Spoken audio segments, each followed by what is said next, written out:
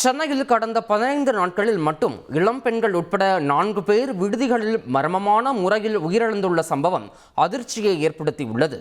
கடந்த 26ஆம் தேதி வேளச்சேரி 100 அடி சாலையில் உள்ள தங்கும் விடுதியில் 60 வயது ஆண் ஒருவருடன் தங்கியிருந்த 27 வயது இளம்பெண் திடீரென நெஞ்சுவலி ஏற்பட்டு உயிரிழந்தார். கடந்த 7ஆம் தேதி சூளைமேட்டில் ஆண் நண்பருடன் பீர் குடித்துவிட்டு புறப்பட்ட பியூட்டிஷியன் திடீரென மயக்கம் ஏற்பட்டு உயிரிழந்தார்.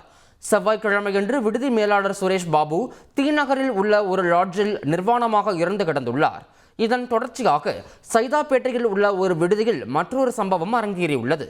சென்னை கிண்டியில் உள்ள பிரபல தனியார் தொலைக்காட்சி ஒன்றில் கமர்ஷியல் பிரிவு மூத்த அதிகாரியாக டெல்லியைச் சேர்ந்த ரவிசங்கர் சாவ்வி பணியாற்றி வந்தார். சைதாப்பேட்டை சின்னமலையில் உள்ள தனியார் விடுதியில் அறை எடுத்து தங்கிய அவர் செவ்வாய்க்கிழமையன்று காலை சுயநினைவின்றி கிடந்துள்ளார். 108 ஆம்புலன்ஸை வரவழைத்து பரிசோதித்த போது அவர் இறந்துவிட்டதாக தெரிவிக்கப்பட்டது. இதுகுறித்து கோட்டூர்புரம் போலீசார் விசாரணை நடத்தி வருகின்றனர். திருமணம் செய்து கொள்ள மறுத்த இளம் பெண்ணை கத்தியால் குத்திய இளைஞரை போலீசார் கைது செய்து நீதிமன்றத்தில் ஆஜர்படுத்தி சிறையில் அடைத்தனர். திருவாரூர் மாவட்டம் மன்னார்குடியை அடுத்துள்ள ஒரு கிராமத்தைச் சேர்ந்த பெண் அவரது உறவினரான மகாதேவன் என்பவரை சிறுவயது முதல் காதலித்து வந்துள்ளார். இந்நிலையில் மகாதேவன் நடவடிக்கைகளில் மாற்றம் ஏற்பட்டதால் கடந்த 2 ஆண்டாக அவருடன் பேசுவதை தவிர்த்து வந்திருக்கிறார். மேலும் மகாதேவனை திருமணம் செய்து கொள்ள விருப்பம் இல்லை என கூறி வந்திருக்கிறார்.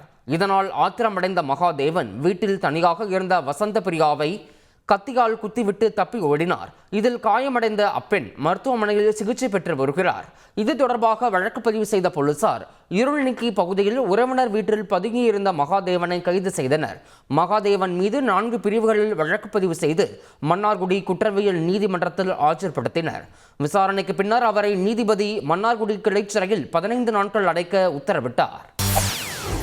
செய்திகளை உடனுக்குடன் தெரிந்து கொள்ள உடனே சப்ஸ்கிரைப் பண்ணுங்க.